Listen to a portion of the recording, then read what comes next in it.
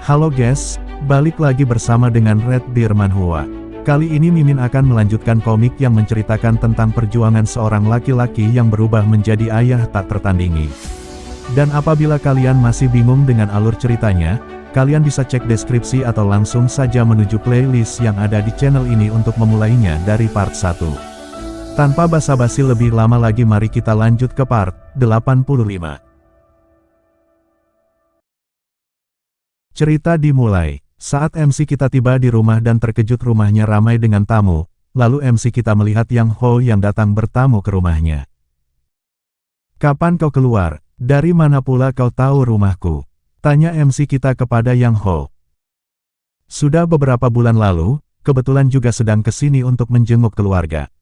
Lagi pula, sangat mudah untuk mencari tempat tinggalmu," jawab Yang Ho. "Mungkin belakangan ini memang banyak yang mengenalku sih. Kau sudah makan?" tanya MC kita. "Belum," jawab Yang Ho.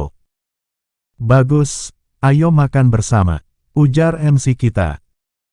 Yang kemudian lanjut berkata, "Nona Yo, berhubung mulai sore, apa tidak sebaiknya?" "Ah, aku juga tidak menyangka kamu sedekat ini dengan Nona Yo. Tadi aku sangat terkejut waktu melihatnya di sini," saut Yang Ho. "Kau mengenalnya?" tanya MC kita. "Ayah Nona Yo adalah pamanku. Dan Nona Yo adalah," jawab Yang Ho yang belum selesai berkata. Yang kemudian langsung disela oleh Jeon Myo dengan cepat dan berkata lantang, "Benar, prajurit Noh, keluarga kami saling mengenal dekat." Yang kemudian lanjut berkata, "Sekarang juga memang sepertinya sudah larut. Tuan Yang, boleh aku minta pengawalanmu untuk pulang? Aku pergi tanpa mengajak pengawal." "Ah, benar juga, jika ayah kalian saling mengikat persaudaraan, kalian pasti cukup dekat. Ayo kita tunda besok saja makan bersamanya," imbu MC kita. "Aku permisi pamit dulu, prajurit Noh. Meskipun ayah kami sering bertemu, aku dan Tuan Yang cukup jarang bertemu," ujar Jeon Myo. Yang kemudian lanjut berkata, "Tolong antar aku, Tuan Yang." "Ah, baiklah," saut Yang Ho. Yang kemudian lanjut melangkah pergi mengantar Jeon Myo dan berkata, "Kakak, sampai jumpa esok hari." "Ya, besok kita makan dan minum sampai puas," saut MC kita. Scene beralih di malam harinya, masih di kediaman MC kita. "Bukankah kita sudah siap?" tanya Sam Cho. "Masih belum, hati seseorang bisa berubah sekejap mata," jawab MC kita. "Terus kapan kita mau balaskan dendam Il Cho?" tanya Sam Cho lagi. "Dia yang bijaksana membutuhkan 10 tahun untuk membalas dendam. Bagi orang biasa seperti kita, tidak boleh terburu-buru," jawab MC kita. "Tetapi jika terlalu lama," ujar Sam Cho yang mulai geram. Namun disela langsung oleh MC kita yang juga geram dengan berkata, "Aku janji, akan kita potong-potong badan mereka. Tapi kita harus menyiapkannya dengan sempurna. Untuk itu kita harus bersabar."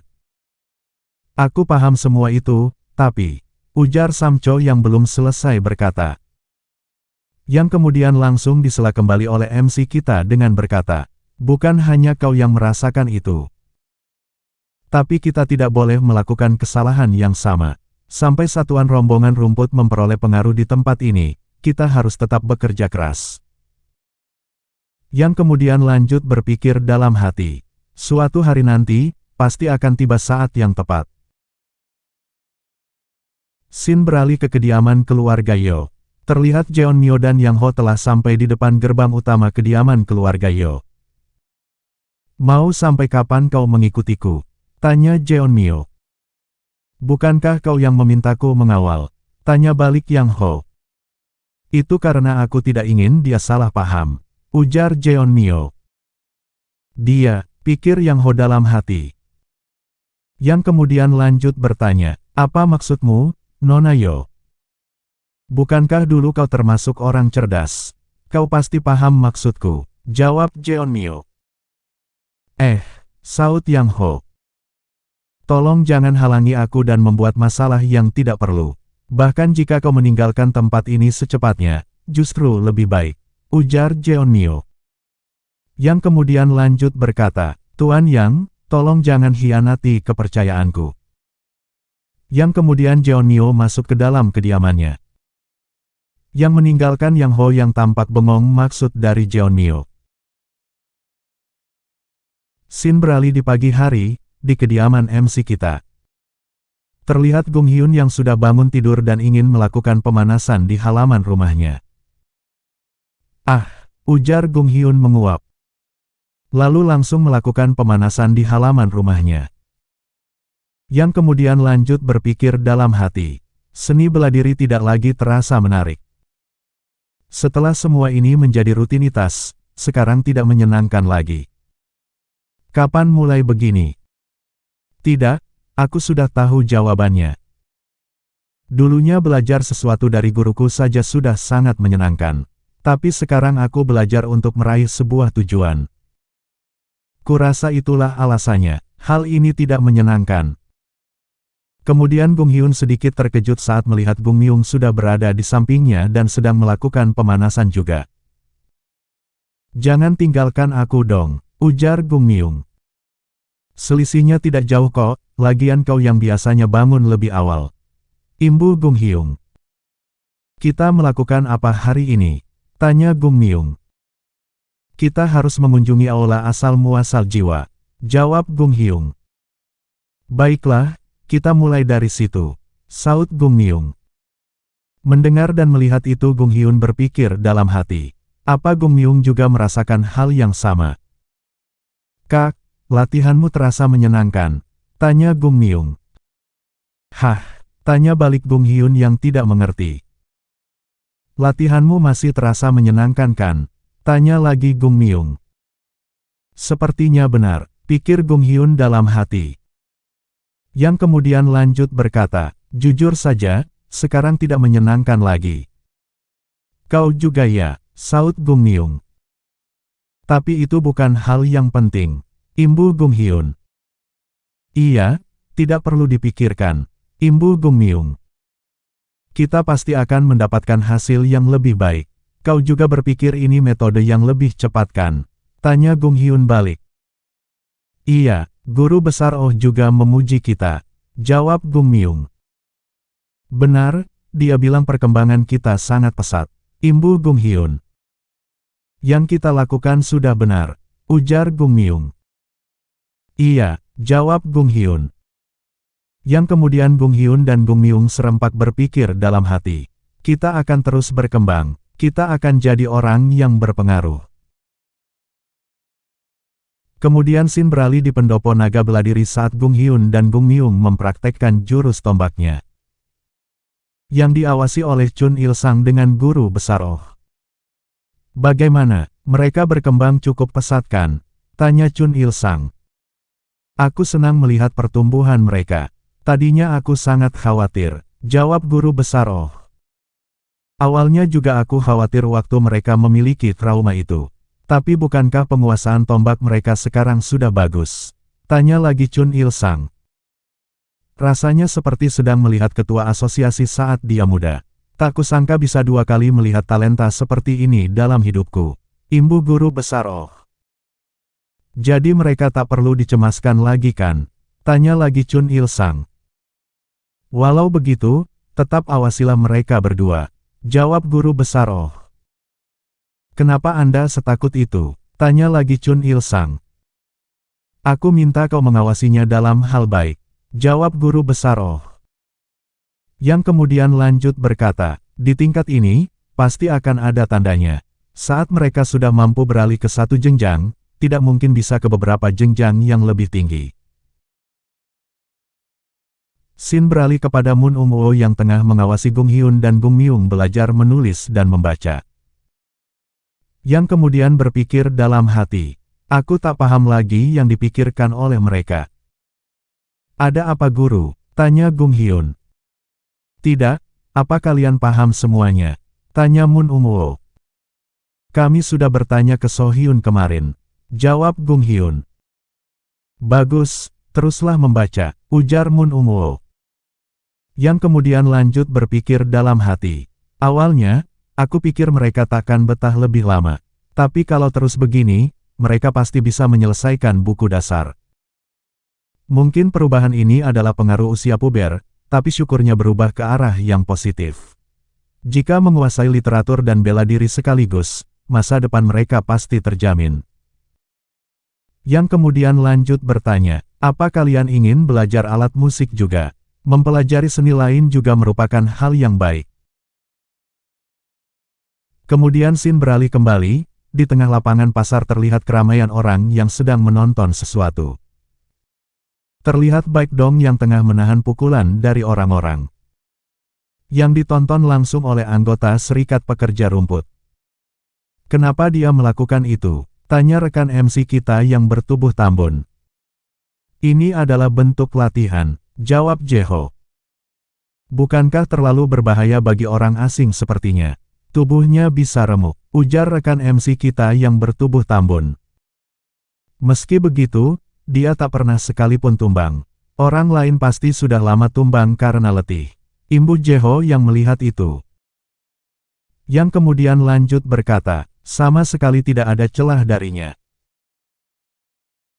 Scene beralih saat rekan MC kita yang bertubuh tambun memimpin anggota Serikat Pekerja Rumput untuk bertarung menghadapi kelompok bandit. Bersamaan dengan itu MC kita berpikir dalam hati, ini adalah pekerjaan yang keras, berbahaya, dan selalu dihindari orang. Terlihat anggota Serikat Pekerja Rumput tengah bersiap menghadapi sekelompok bandit. Kalian mau melawan wewenang satuan kami kan? Kalian sungguh menyia-nyiakan waktu yang kami beri, ujar rekan MC kita yang bertubuh tambun. Masih dengan MC kita yang berpikir dalam hati. Tapi saat pekerjaan ini menjadi sebuah kewajiban bagi satuan rombongan rumput. Mana mungkin kami pergi begitu saja, saat wilayah kami diinvasi orang. Ujar pimpinan bandit. Bagus, kebetulan kami juga mencari pelampiasan. Ujar rekan MC kita yang bertubuh tambun lagi. Yang kemudian lanjut menyerang dan memberikan instruksinya. Habisi separuh jumlah mereka. Baku hantam pun terjadi antara Serikat Pekerja Rumput dengan sekelompok bandit. Serikat Pekerja Rumput mulai memperluas pengaruhnya. Di Sichuan terlihat Sam Cho yang memimpin kelompoknya yang kini telah tergabung dalam Serikat Pekerja Rumput untuk meringkus para bandit. Tidak adakah yang sedikit lebih kuat, pikir Sam Cho dalam hati. Sedangkan di Yunnan, terlihat Bos Ham telah selesai melakukan pekerjaannya. Sambil berpikir dalam hati, sudah lama tidak banyak gerak begini. Yang terlihat Bos Ham mengobrak-abrik markas bandit seorang diri. Bahkan di Guisu, Serikat Pekerja Rumput mulai menyapu kelompok ilegal di wilayah Asosiasi Naga Surgawi. Scene beralih kepada MC kita. Membunuh kalian itu lebih memudahkan kami, ujar MC kita. Lalu MC kita mulai memilih beberapa ahli bela diri yang cukup mahir dari kelompok bandit. Dan lanjut berkata, aku adalah tipe yang tidak percaya bahwa seseorang dapat berubah sifatnya. Rehabilitas pun adalah metode yang sia-sia. Kalian bisa pergi jika memang ingin. Aku takkan menahan atau menghentikan kalian. Tapi ingat baik-baik, jika kulihat kalian berkelakuan kriminal lagi adalah saat kalian akan mati. Ujar MC kita memberikan peringatannya kepada beberapa orang dari kelompok para bandit yang ketakutan. Kenapa diam? Cepatlah pergi, ujar MC kita lagi. Yang kemudian lanjut berkata, mulai sekarang, mereka ingin mencobanya. Yang kemudian Jeho dan rekan MC kita yang bertubuh tambun beserta beberapa anggota Serikat Pekerja Rumput lainnya mulai menghampiri sekelompok bandit yang dikumpulkan. Menunduk, menunduk, ujar para rekan MC kita yang mulai memukuli para bandit yang terpilih dengan sebatang tongkat kayu. Bukankah kita akan menerima mereka sebagai keluarga? Apa tidak terlalu kasar? Tanya Bos Ham yang melihat itu. Aku tidak peduli, lagi pula jika kita lenyapkan orang-orang seperti mereka, akan muncul lagi yang baru. Orang-orang macam ini harus bisa dikendalikan, jawab MC kita. Apa tidak akan jadi bumerang? Tanya Bos Ham lagi. Aku sudah banyak melihat orang seperti ini. Mereka akan selalu menyakiti orang lain hanya untuk bertahan hidup. Jawab MC kita lagi.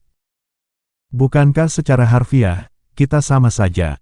Kita sama-sama memukul orang untuk mendapat uang. Tanya Bos Ham lagi. Tolong jangan samakan kita dengan mereka. Kita masih bisa mencari penghasilan dengan cara lain. Jawab MC kita. Yang kemudian lanjut berkata, Kapten, jangan pernah perlakukan orang seperti ini seperti kau perlakukan orang kita. Jangan pernah percayai mereka, cara kita bekerja sangat bertentangan. Kemudian scene beralih saat rombongan serikat pekerja rumput yang dipimpin oleh MC kita menuju pulang ke asosiasi. Ada apa? Kenapa kau senang begitu? Kau sangat aneh bagi orang dari kalangan atas. Tanya MC kita kepada Yang Ho yang mengikuti MC kita. Sepertinya aku lebih suka menghajar orang jahat, Hyung Nim. Rasanya sangat memuaskan. Jawab Yang Ho. Dulu kau juga tergolong jahat. Ujar MC kita. Itu karena aku belum melalui pendewasaan. Kini aku sudah berbeda, berkat kau dan kakak-kakak kuil. Saud Yang Ho. Aku tidak paham lagi denganmu. Imbu MC kita. Hehehehe, itu adalah salah satu pesonaku. Ujar Yang Ho. Scene beralih kembali saat di dalam pasar asosiasi naga surgawi. Kenapa kau memutuskan tinggal di rumahku, ketimbang di penginapan yang bersih? Kau pasti punya uang lebih. Tanya MC kita. Adikmu ini berada di tanah asing tanpa kerabat, jangan pelit begitu. Jawab Yang Ho. Kalau begitu pulang saja, apa susahnya? Tanya lagi MC kita. Yang kemudian Yang Ho lanjut memasang muka melas ingin menangis. Waduh, pikir MC kita yang melihat itu. Dipikir berapa kali pun, aku masih tidak paham. Apa aku sangat cerewet? Tanya Yang Ho kepada dirinya sendiri.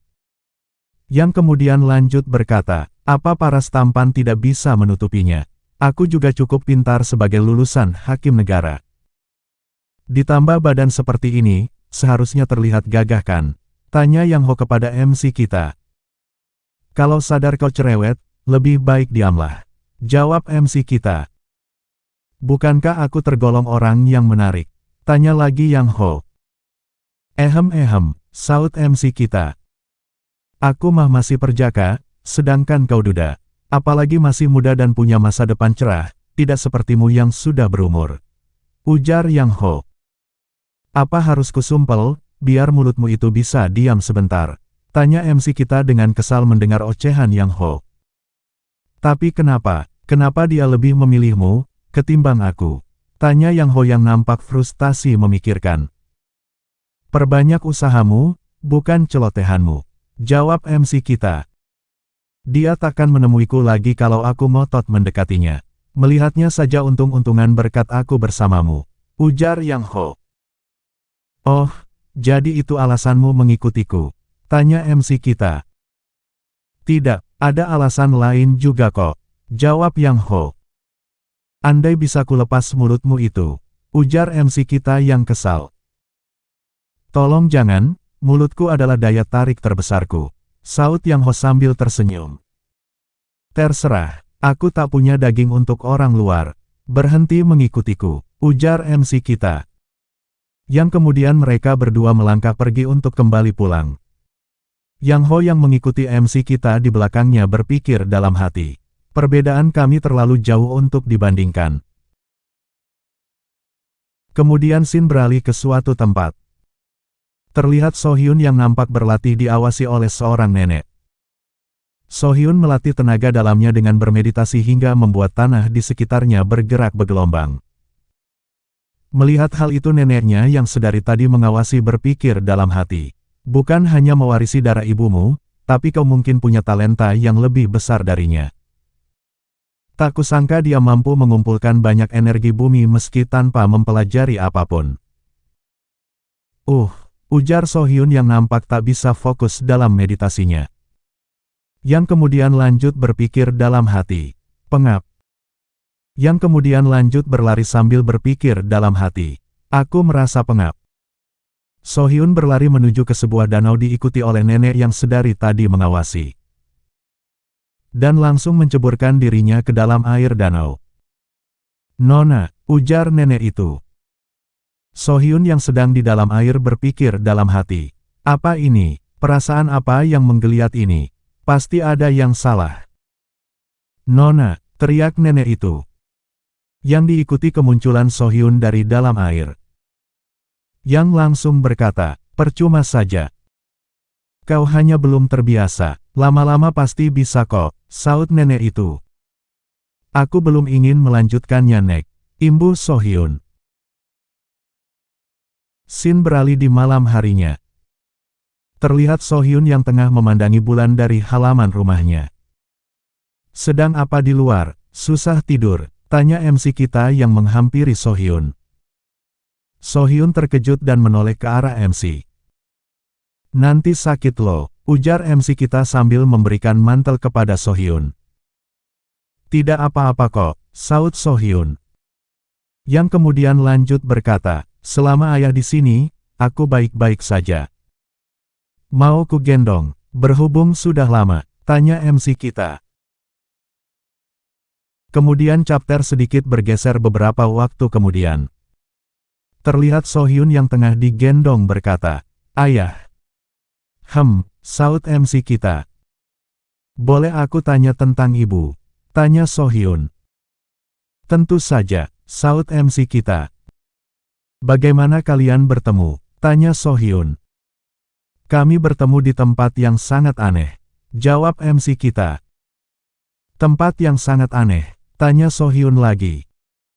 "Iya, sangat teramat aneh," jawab MC kita.